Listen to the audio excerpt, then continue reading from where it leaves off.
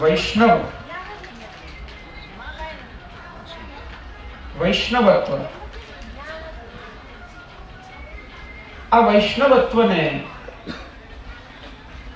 આપણે બહુ સહજતાથી માનીએ છીએ.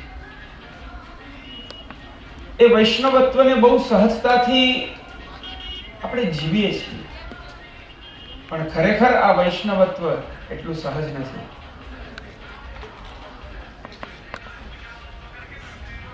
વૈષ્ણવત્વ પ્રાપ્ત થવું એ બહુ દુર્લભ છે.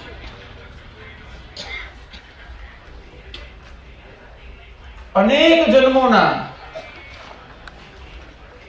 જન્મોના જ્યારે પુણ્યનો ઉદય થાય છે, ત્યારે એ પુણ્યના ઉદયથી વ્યક્તિને એક મહાન કુળમાં જન્મ મળે છે.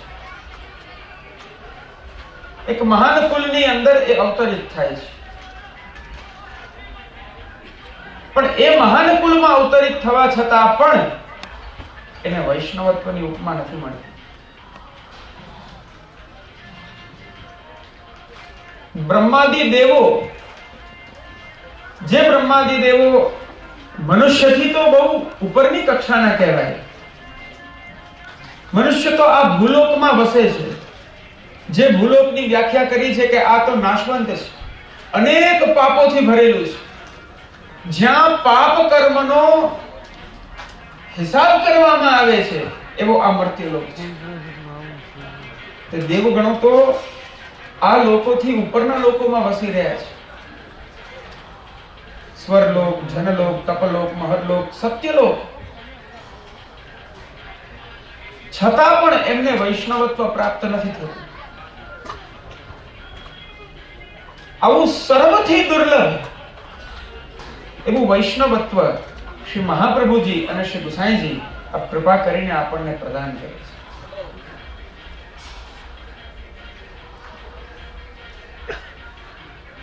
જેના માટે શિક્ષાપત્રમાં શ્રી હરિરાય મહાપ્રભુ આજ્ઞા કરે છે કે દુર્લભા એવ ભૂતલે.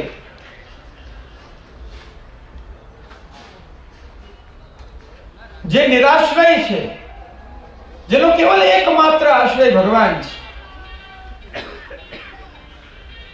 જે પ્રભુના શ્રવણમાં તત્પર છે, પ્રભુના ચરિત્રોના શ્રવણમાં જે તત્પર છે, તે ચરિત્રોના ગુણગાનમાં જે તત્પર છે, જેની સંસારની આસક્તિઓ છૂટી ગઈ છે, જેનું અહંતા મમતાનું બંધન છૂટી ગયું છે, અને જે કૃષ્ણ પરાયણ છે, જે ભગવત પરાયણ છે, એવા જીવ માટે શ્રી હરિરાય મહાપ્રભુ આજ્ઞા કરે છે દુર્લભા એવ ભૂતલે. એ આ ભૂતલમાં દુર્લભ છે. આપણા મહદ ભાગ્ય કહેવાય કે આવા દુર્લભ કોટીમાં આપણી ગણતરી થાય છે, પણ આપણને એનું ગૌરવ નથી, આપણને એનું કોઈ અનુસંધાન નથી કે આપણે કોણ છીએ. જે વૈષ્ણવ માટે થઈને દેવગણો એ વૈષ્ણવોની ઈર્ષા કરે છે. શ્રીમદ ભાગવતમાં વર્ણન આવે છે કે તે દેવતાઓ સ્વર્ગમાં બેઠા બેઠા વિચાર કરે છે કે અમે તો સ્વર્ગમાં આવી ગયા, અમૃતનું પાન કરી લીધું, અમૃતનું પાન કરીને અમે અમર થઈ ગયા, અજર થઈ ગયા, પણ અમારા કરતા પણ શ્રેષ્ઠ આ કલીના, આ મર્ત્યલોકના, આ ભારત વર્ષના એવા જીવો છે, એવા વૈષ્ણવો છે, જે પોતાના સદેહે સાક્ષાત ભગવાનની સેવા કરી રહ્યા છે. અમે દેવ હોવા છતાં પણ અમે પ્રભુના તેજના કારણે પ્રભુના દર્શન નથી કરી શકતા, પણ આ જીવો તો સાક્ષાત એ પરબ્રહ્મની સેવા કરે છે, જેથી અમને દેવ હોવા છતાં પણ આ વૈષ્ણવોથી ઈર્ષા થઈ ગઈ છે. આવું વૈષ્ણવત્વ છે. આ વૈષ્ણવત્વનું સ્વરૂપ છે. ઠાકોરજી જ્યારે આપ સારસ્વત કલ્પમાં અવતાર કાળમાં આપના અવતાર લીલાની અંદર જ્યારે આપ બિરાજી રહ્યા હતા, વ્રજમંડળમાં જ્યારે પ્રભુની નિર્દુષ્ટ લીલા, પુષ્ટિ લીલા થઈ રહી હતી, એ સમયે દેવગણો ત્યાં આવે છે અને પ્રભુને વિનંતી કરે છે કે હે પ્રભુ, જે આપના ભજનાનંદ રૂપી રસ આપ આ વ્રજભક્તોને અને ગોપ બાળકોને પ્રદાન કરો છો, આ રસ અમારે લેવો હોય તો, આ રસનું ગ્રહણ અમારે કરવું હોય તો. પ્રભુએ કહ્યું એ તમારું એ કાર્ય નથી, તમે નહીં કરી શકો, તમારો અધિકાર નથી. દેવતાઓ અનેક યુક્તિઓ કરે છે, પેલો પ્રસંગ આવે છે ને કે બ્રહ્માજી માછલું બનીને આવ્યા અને વિચાર કરે છે કે પ્રભુનું અધરામૃત આમ તો નથી મળતું, પણ જો અહીંયા આ જલનું ખાબોચિયું ભર્યું છે, એ ખાબોચિયામાં જો ઠાકોરજી હાથ ખાસા કરવા પધારશે તો એ જે કણી, જે મહાપ્રસાદની કણિકા જે શ્રીહસ્તમાંથી છૂટી પડશે એ હું માછલાના રૂપમાં લઈ લઈશ, પણ એ પણ નથી લઈ શકતા. તે દેવતાઓ અનેક યુક્તિઓ કરે છે અને અનેક યુક્તિઓ કર્યા પછી એતદ દૃશીકર ચસકૈ રસકૃત પિબામહ, શ્રીમદ ભાગવત કહે છે એ સમયે તેઓને ભગવદીઓનો આશ્રય લેવો પડે છે, તેઓને વૈષ્ણવજનોનો આશ્રય લેવો પડે છે, જે પ્રભુના નિજજનો છે એમનો આશ્રય કરવો પડે છે. કેવી રીતના? તો કહ્યું અમે તો દેવતાઓ છીએ અને દરેક દેવના, દરેક ઇન્દ્રિયોના દરેક અધિષ્ઠાતા દેવ હોય, તો અમે બધા જ એ જ દેવતાઓ છીએ. તો આ બ્રજવાસીઓ, આ બ્રજગોપ બાળકોને, આ બ્રજ ભક્તો જે પોતાના દેહેન્દ્રિયોથી આ ભજનાનંદ રૂપી રસનું પાન કરે છે, અમે એ ઇન્દ્રિયોના અધિષ્ઠાતા થઈ જાણે એ ઇન્દ્રિયોને જ કટોરા બનાવી રહ્યા છીએ અને એ પ્રકારે એ ભગવદ રસનું પાન કરી રહ્યા છે. પરંતુ દેવ હોવા છતાં પણ એમને એક ભગવદીઓનો આશ્રય લેવો પડ્યો, એક તદીય જનનો આશ્રય લેવો પડ્યો. આવું વૈષ્ણવત્વ છે. શ્રીમદ ભાગવતમાં એ વૈષ્ણવના 6 લક્ષણ બતાવવામાં આવ્યા છે. સૌથી પહેલા એ પોતાના ધર્મમાં પરાયણ હોય, સ્વધર્મ પરાયણ હોય, લોક ધર્મોનો જેને ત્યાગ કરી દીધો છે, જે નિરંતર ભગવદીઓનું સેવન કરે છે, ભગવત ભક્તોનું જ સેવન કરે છે, જે પોતાની લૌકિક કામ તૃષ્ણાઓનો ત્યાગ કરનારા છે, અન્યના દોષ અથવા તો ગુણ એ બંનેને જે પોતાના જીવનમાંથી ત્યજી રહ્યા છે. કોઈના દોષ જોયા તો એ દોષને પણ ગાવા નહીં, કોઈના ગુણ જોયા તો કોઈના ગુણને પણ ગાવા નહીં.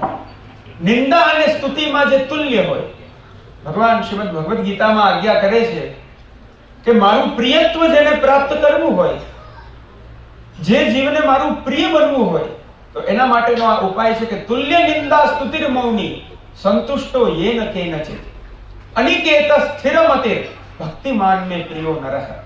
ભગવાન કહે છે સૌથી પહેલું એનું લક્ષણ એ હોવું જોઈએ કે એ નિંદા અને સ્તુતિમાં સમાન હોવો જોઈએ. કોઈની નિંદા પણ નથી કરતો ને કોઈની સ્તુતિ, કોઈના વખાણ, કોઈના ગુણો પણ નથી ગાઈ રહ્યો. અને સૌથી મોટી વાત મૌની, એ મૌન છે. જીહવામાંથી જે કાંઈ પણ શબ્દ નીકળી રહ્યા છે તો એ કેવલ ભગવદ અર્થ નીકળી રહ્યા છે. આ કદાચ કોઈ જ ગુણો આપણામાં ના હોય, બસ આ એક ગુણ આવી જાય ને તો પણ આપણે કૃતાર્થ થઈ જઈએ. મૌન નથી આપણા, એકત્રિત થઈએ છીએ. વૈષ્ણવનું લક્ષણ છે કે તુષ્યંતી છે, રમંતી છે. એ એકત્રિત થાય તો કેવલ પ્રભુ કહે છે એ જીવો કેવલ મારા જ ગુણો ગાય છે, એનાથી અતિરિક્ત બીજી કોઈ ચર્ચા નથી કરતા. હવે થોડું આત્મચિંતન કરો, આપણે શું કરી રહ્યા છીએ? થોડું આત્મચિંતન કરો, વિચાર કરો. હું હમણાં જ જોઈ રહ્યો હતો, સુંદર કીર્તન ચાલતા હતા, પણ બધા જ એકબીજા જોડે આરામથી બધા વાતોચીતો કરે છે. આ સાક્ષાત અષ્ટસખાઓની વાણી છે, આ ફલાત્મક વાણી છે. વેદ દ્વારા જે પરમ તત્વનું પ્રતિપાદન નથી થયું, એ સાક્ષાત અલૌકિક રસતત્વનું પ્રતિપાદન અષ્ટસખાઓ કરી રહ્યા છે. આનું શ્રવણ કરીને એ લીલામાં આપણે આપણા ચિત્તને લઈ જવાનું છે. મૌની, જીહવામાંથી જે કાંઈ પણ નીકળે છે તો કેવલ ભગવાન નામ નીકળી રહ્યું છે. અંબરીશ રાજાના ચરિત્રમાં અંબરીશ રાજા કેવા ભક્ત છે, એમના લક્ષણ, એમનું જીવન કેવું છે, તો એમના જીવન માટે કહ્યું છે કે એમના સવૈ મનઃ કૃષ્ણ પદાર વિંદયોર, એમનું મન કેવલ પ્રભુના ચરણમાં હતું, બીજે ક્યાંય ભટકે જ નહીં. વચાંસી વૈકુંઠ ગુણાનું વર્ણને, એમની આ વાણી, આ જીવવા, આ વાણી શું કરી રહી છે? કેવલ એ જ પ્રભુના ગુણોને ગાઈ રહી છે. કરો હરેર મંદિર માર્જનાદિશુ એમના આ હસ્તાદી ઇન્દ્રિયો એ શું કરી રહી છે? કેવલ પ્રભુની અને પ્રભુના એ મંદિરની સેવા કરી રહી છે, પ્રભુના નિજ સેવકોની સેવા કરી રહી છે. શ્રુતિમ ચકારાચ્યુત સત્કથોદય, એમની આ શ્રુતિ, આ કાન એ શું કરી રહ્યા છે? કેવલ પ્રભુના ચરિત્રો સાંભળી રહ્યા છે. 5 જ્ઞાનેન્દ્રિય અને 5 કર્મેન્દ્રિય અને 1 મન, આ 11 ઇન્દ્રિયો આપણી અંદર વિદ્યમાન છે. જેના ગળામાં 2 કંઠી છે, જે શ્રી મહાપ્રભુજી અને શ્રી ગુસાઈજીનો સેવક છે, શ્રી વલ્લભે જેનો હાથ પકડી અને શ્રી ગોવર્ધનનો ધરણને સોંપ્યો છે, એ જીવની આ 11 ઇન્દ્રિય એ ભગવત પરાયણ, કૃષ્ણ પરાયણ હોવી જોઈએ.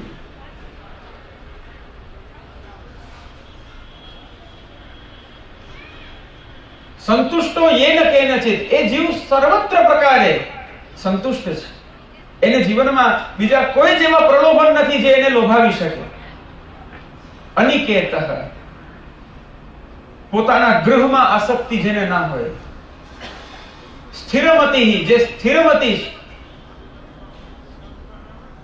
સ્થિરમતી ત્યાં સુધી જોવામાં આવે છે કે જેને સુખ દુઃખનો પણ આભાસ નથી. સુખમાં પણ સમાન છે, દુઃખમાં પણ સમાન છે, શીતોષ્ણમાં પણ સમાન છે.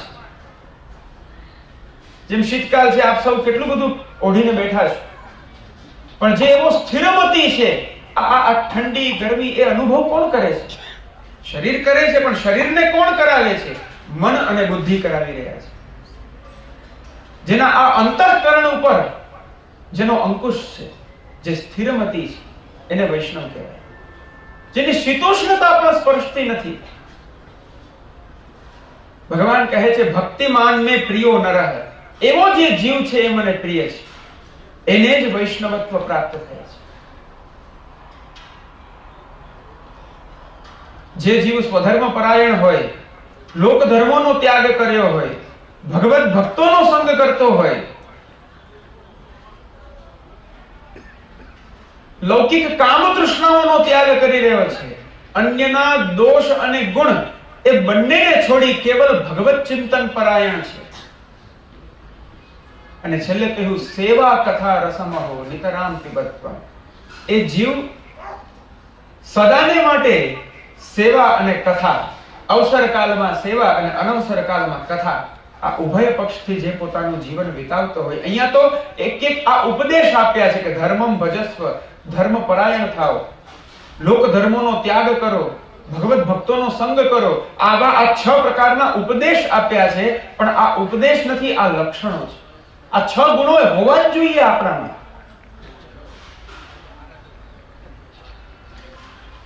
શ્રી મહાપ્રભુજી, શ્રી ગુસાઈજીએ પરિશ્રમ લઈને જે આ ભક્તિ માર્ગ પ્રકટ કર્યો છે, એ આ દૈવી જીવો માટે પ્રકટ કર્યો છે.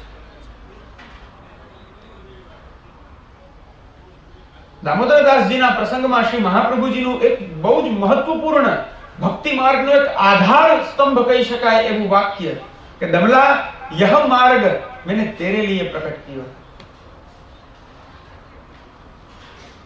જે પોતાની નિજ સૃષ્ટિ છે, એ નિજ સૃષ્ટિ માટે ભગવાનનો વ્યાપ છે. શ્રી મહાપ્રભુજી, શ્રી ગુસાઈજીનું પ્રાકટ્ય ભૂતલ પર છે. આપણે નથી જાણતા, પણ ખરેખર આપણા મહદ ભાગ્ય છે કે એ નિજ સૃષ્ટિમાં આપણું વર્ણન થયું છે. આવું સર્વથી દુર્લભ એવું વૈષ્ણવત્વ આપણને પ્રાપ્ત થયું છે.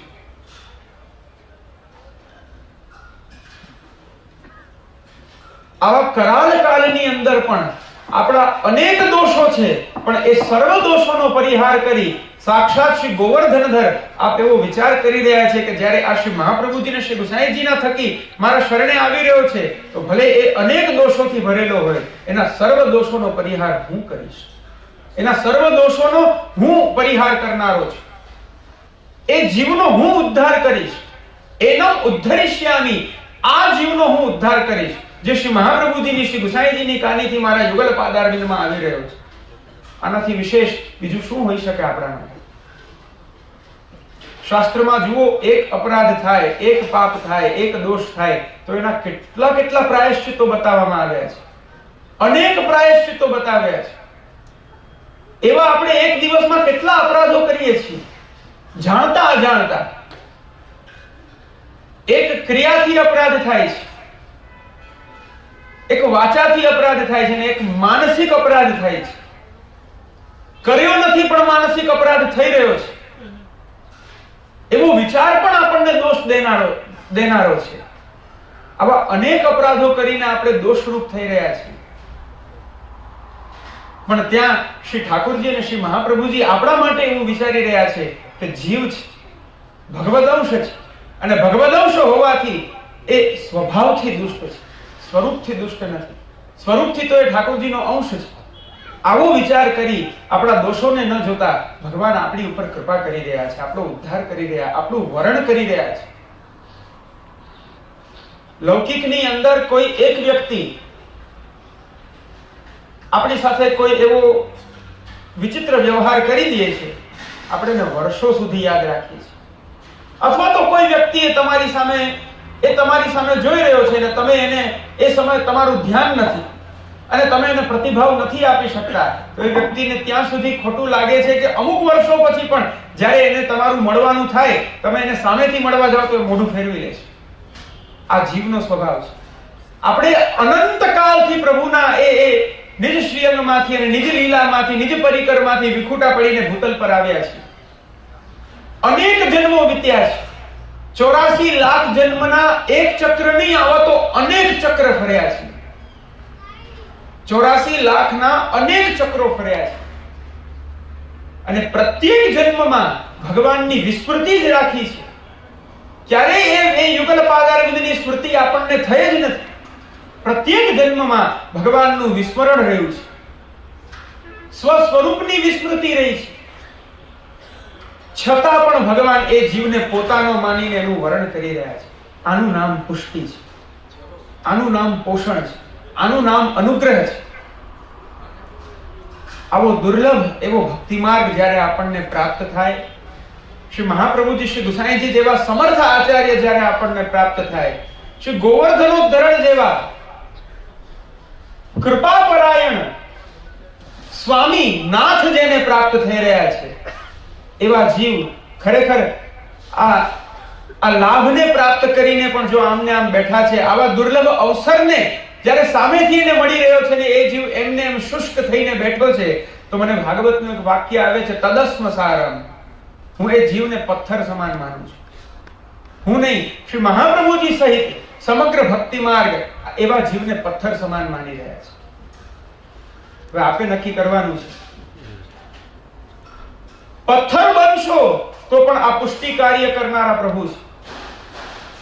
એ પથ્થરમાંથી પણ તમારો ઉદ્ધાર કરશે, પણ તમારું પથ્થર બનવું એ તમને શોભતું નથી. જેમ એક સિંહ ઘેટું બનીને નીકળી જાય તો એ સિંહના સ્વરૂપને શોભે નહીં. એમ એક વૈષ્ણવ થયા પછી, શ્રી મહાપ્રભુજીનો સેવક થયા પછી, જ્યારે આ સંસારના અનંત અપરાધ કરનારા પામર જીવની જેમ જ્યારે એ જીવતો હોય તો એ સ્વરૂપ એને શોભતું નથી.